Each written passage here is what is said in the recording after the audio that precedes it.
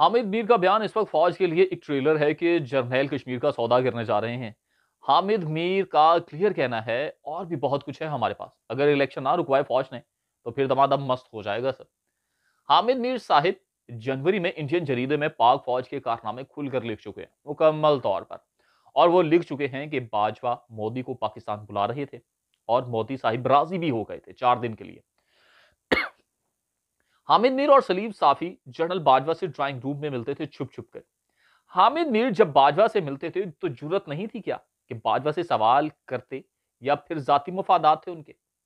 अस्सलाम वालेकुम, मैं हूं जवाद बाकिर। हामिद मीर की तहरीर सुनाऊंगा जो उन्होंने पाक फौज के जनरल बाजवा और इमरान खान को लेकर इंडिया के जरीदे इंडिया टुडे में लिखी है जनाब। डर्टी गेम के नाम से लिखी है।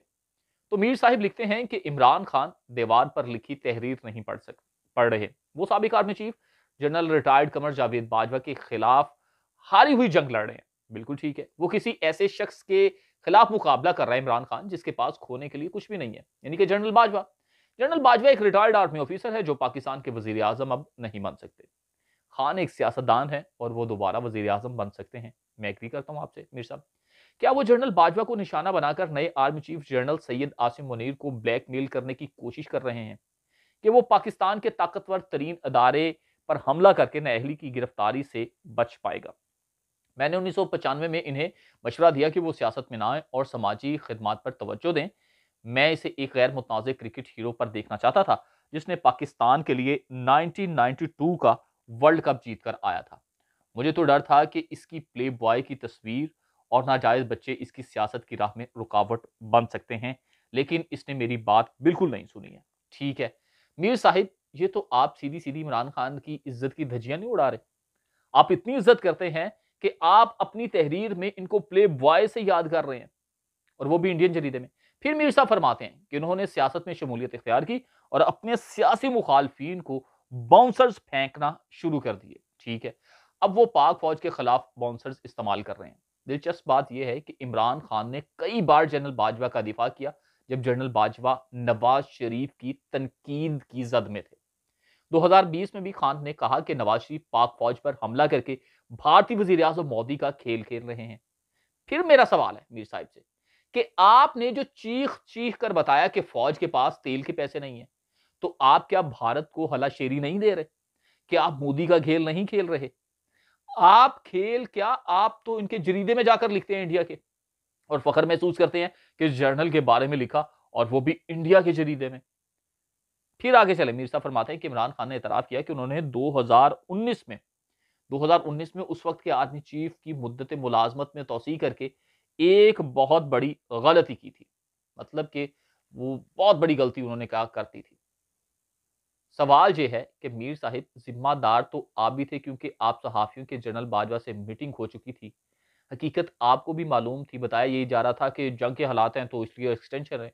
आप क्यों नहीं बोले उस वक्त कि एक्सटेंशन गलत दी जा रही है? फिर मीर साहब कहते हैं कि 2018 के इलेक्शन से चंद दिन कबल ही इमरान खान के साथ मेरा इंटरव्यू मुझे अब भी याद है कि खान ने नवाज शरीफ पर तनकीद करते हुए कहा कि वो पाक फौज की पैदावार हैं।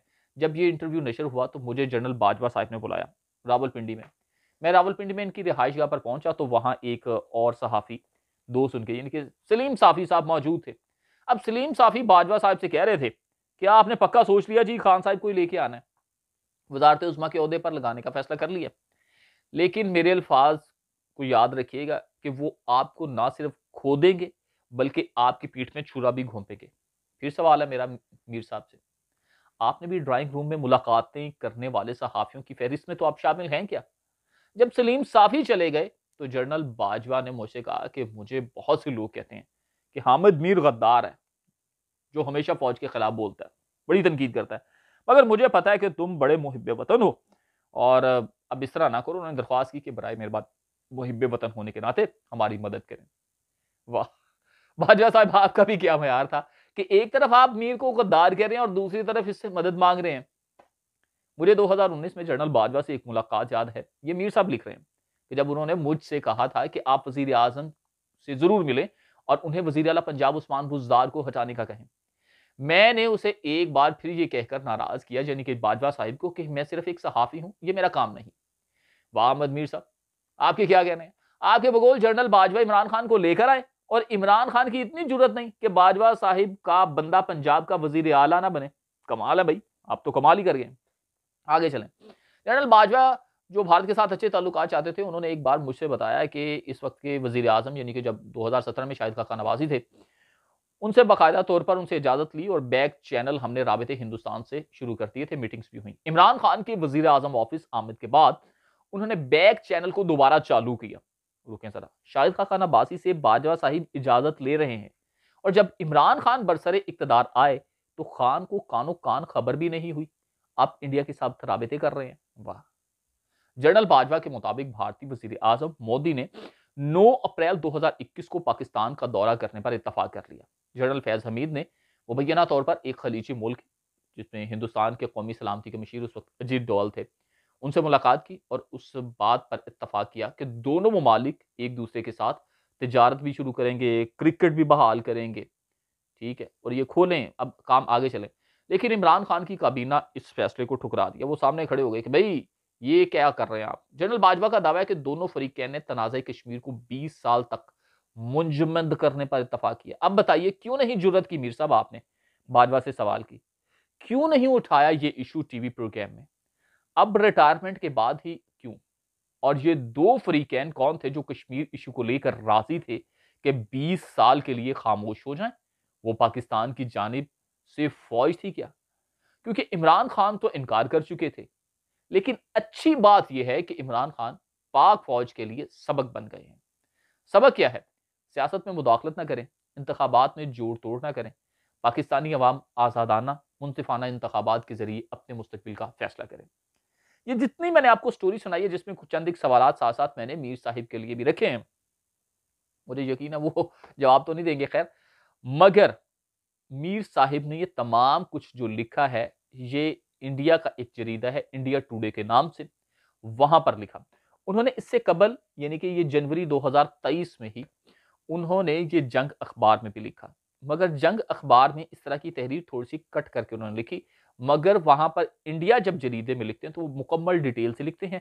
आप गूगल करेंगे तो आपको ये चीज मिल जाएगी कि मीर साहिब पाकिस्तान के रिटायर्ड जर्नल के बारे में और इमरान खान और अंदरूनी कहानियों के बारे में किस तरह से इंडिया के जरीदे में लिखते हैं। और दूसरी बात जो उन्होंने गुज़श्ता रोज चंद रोज कबल इंटरव्यू दिया है, वो भी एक पूरा प्लान था इंटरव्यू, जिसमें वो किस तरह से पाकिस्तान की बारे में बोल रहे हैं और इंडियन मीडिया ठट्ठे कस रहा है पाकिस्तान पर। पाकिस्तान तो एक छक्का है, छक्का आप जाके सर्च कर लीजिएगा कि होता क्या छक्का, यानी कि आपने तो पाकिस्तान को छक्का बना दिया मीर साहब 1 मिनट के अंदर ही।